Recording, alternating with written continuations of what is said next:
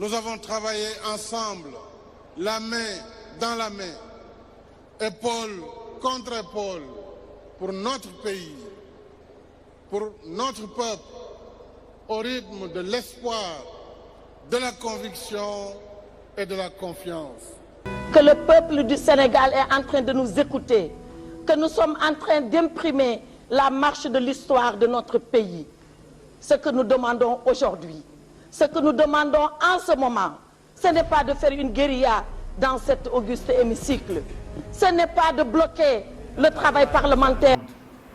Ils ont hâte de voir cette ville changer et elle va changer. Tous les Sénégalais doivent tous se lever pour dire non à ce régime dictateur. Qu'il s'agit de restaurer la confiance des Sénégalais pas des vis-à-vis du signatures système judiciaire. qu'ils achètent à haut prix. Mais cela ne passera pas. Cette forfaiture ne passera pas. Pour ne pas dire cette énième voilà ce qui forfaiture se cache ne passera derrière pas. cette loi de finances rectificative et comment le Sénégal est géré sous Macky Sall, c'est-à-dire c'est les lobbies,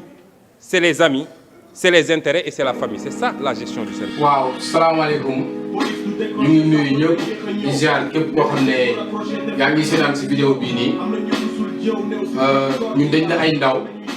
dañu tax a jóg tey lenn dong la mooy ay sénégalais lañ Sénégal lañ jàngee ba toll fii nii tey nekk bitim réew lu ñu bëgg mooy partager ak yéen suñu xalaat par rapport ak suñu jaar-jaar parce que ñun fréquenté nañ façon homme bu nekk Sénégal newuñu ñoo xam ne ñoo gën a kawe Sénégal wala ñoo ëpp xam-xam wala ñoo gën a xam politique ñun ñoo si gën a tuuti loolu mun nañ ko témoigner mais dafa fekk ne xalaat dañ ko war a partager parce que ku nekk bokkul ak lu mu xalaat ak moromam donc loolu moo ñu tax a jóg moo tax ñu bëgg a def vidéo ku nekk wax sa xalaat ci suñu réew nu muy doxee depuis ay jamono ba tey waaye balaa ñoo sori ci waxtaan bi ñu ngi masawu ñëpp di jaale Sénégal yëpp àdduna yëpp àdduna wërngal këpp ci décès bi nga xam ne moo ñu dab ñun ñëpp muy génnum àdduna si Lamine Niass di ko ñaanal yàlla na ko yàlla xare àjjana fi mu jëm gënal ko fi mu jógee rien que si Lamine Niass mun nañ ci waxtaan te ñëpp mun nañ ci tirer leçon Sénégal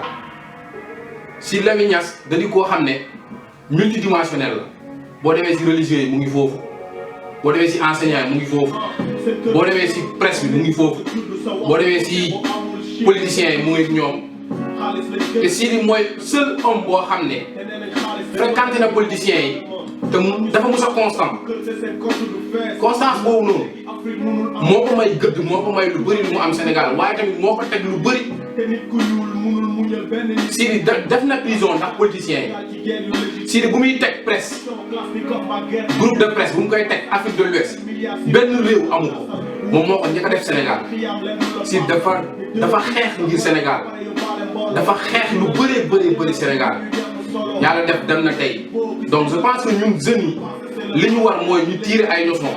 ñu xool parcours am xool li nga xam ne Sidy def na ko pour réew mi ñu jël si lu baax ngir ñun tamit ñu mën ko transmettre yeneen génération yi di ñëw. ñu ngi waaj a dem élection boo leen fàttalikoo la veille du 23 juin politiciens yi mag yi wala leaders yi mag yi nekk Sénégal fii yëpp ñoom lépp a dajaloo Walfadjri soir boobu noonu toog si benn plateau ak Sidy Lamine Niass pour que projet de loi bu Abdoulaye bëggoon dugal mu bañ a dem te mun nañu wax ne rassemblement bu mag boobu noonu bu amee gannaaw yàlla ak Sidy Lamine la wala gannaaw yàlla ak Walfadjri moo tax donc Sidy il s'est battu lépp lu mu amoon si moyen da koo teg sénégalais yi njëriñu si nga jógee si loolu noonu journalistes yi mag yi nekk Sénégal si télé yi mag yëpp 80% mun naa ne Walfadjri moo leen defar donc Sidy c'est un patriote c'est un citoyen modèle décès daf ñu marqué trop ci loolu noonu man njort naa ni bu doon mu ngi fii ba tey élection yi di ñëw dina si wax mais yàlla def na ni dem na donc Sénégal ñun dañu war a xam benn affaire politiciens yi ngeen di gis ni yëpp ko muy Macky Sall ko muy Ousmane Sonko ko muy Idrissa Seck ak ku mënta doon ñoom ñëpp seen intérêt la ñuy wër te benn objectif kese doomu lañ am mooy nan la ñuy def ba jiite Sénégal te ñun tant que ñun ànduñu si kenn du fal ñun population bi ñun ñooy fal donc dafa jot yenn pratique yi nga xam ne dafa nekk biir Sénégal depuis l'indépendance jusqu'à nos jours mu dañ ñun fii Sénégal kër boo dugg bu dee 5 personnes ñoo fa nekk 2 yi jàng nañ xam nañ lan mooy politique xam nañ ni réew mi di doxee mun nañ lire mun nañ interpréter donc dafa jot ku nekk nga conscientiser sa morom si lan mooy élection parce que benn enveloppe boo jël nga jël sa photo candidat wala scrutin nga dugal ko si boo xasee ba dugal ko si urne bi kooku may nga ko juróomi at te juróomi at du juróomi waxtu donc dafa jot balaa ñuy def suñu choix ñu xoolaat candidat bi bu baax xam fan la soxee xoo xam jaar-jaaram xam kooku mooy kan bu ñu weesoo si loolu noonu ñu xool programme am bépp candidat bu fi posé candidature am ñun balaa ñuy voter dañu war a xool kooku lan la prévoir sur le plan économique sur le plan social sur le plan de l'éducation la santé infrastructure lan mooy ay programme am ndax loolu noonu méngoo na ak ñun lu ñuy xaar bu dee jar na ko wala yow jaral na la ko nga votel ko mais dañu war a bàyyi di votel nit ndax dama bokk ak moom askan di votel nit ndax dama bokk ak moom tarixa di votel nit parce que lan daf may jox benn sandwich jox ma benn t-shirt dugal ma si car rapide ma dem tàccu ñibbisi wala mu jox ma 100 000 wala même bu dee 1 million la lay jox 5 ans mënoo ko jëndee 1 million parce que yow 1 million yooyu mu lay jox wala 10 000 francs wala sandwich wala t-shirt boobu noonu moom 5 ans lay def il a largement le temps récupérer loolu noonu te loolu noonu muy récupérer sa xaalis la donc jàppale sa xaalis la lay may après mu dem jëlaat ko si yow donc nañ leen xalaataat bu baax suñu yaay yi nga xam ne ñooy topp politiciens yi wala suñu rakk yi wala suñu morom yi nga xam ne peut-être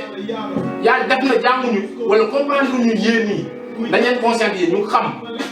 parce que Sénégal dafa war a dépasser niveau yooyu noonu dafa war a dépasser ay chaque fois bu ñu falee benn président ñu ne c'est un président par défaut pourquoi par défaut pourtant ñun ñoo ko voté ñu fal ko mu toog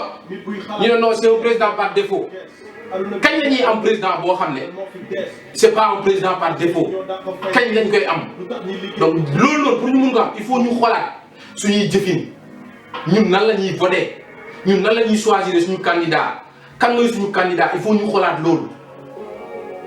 affaire de clientélisme politique dafa war a jeex Sénégal Sénégal bokk na si réew bi gën a kawe Afrique de l'Ouest donc ñun mentalité yi dafa war a changer Sénégal lépp changé na surtout mentalité yi bu weesoo loolu Sénégal ngay gis élection présidentielle ñëw boo weesu doo gis benn candidat bu toog ak moromam si benn télé di débat ci seen politique wala si seen xam si seen programme loolu ñu teg ko fan dafa jot Sénégal bu élection di waaj a ñëw média privé yi que muy 2STV wala muy Walfadjri wala muy Sen TV wala muy TFM wala muy RTS ñuy invité candidats yi ñu toog ñuy débattre ci seen programme lan nga bëgg a teg ci éducation lan nga bëgg a teg ci leneen ak leneen ak leneen